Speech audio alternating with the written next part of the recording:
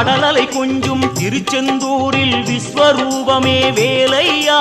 பழமுதி சோலை அறுபடை வீடும் புண்ணிய தரிசனம் முருகையா திருநீர் அணிந்து வரும் போது நெஞ்சில் நிம்மதி பிறக்குது கந்தையா சுகனே சிவனார் மகனே உன்னை பாட பாட சுகமாகுதையா வேல் முருகா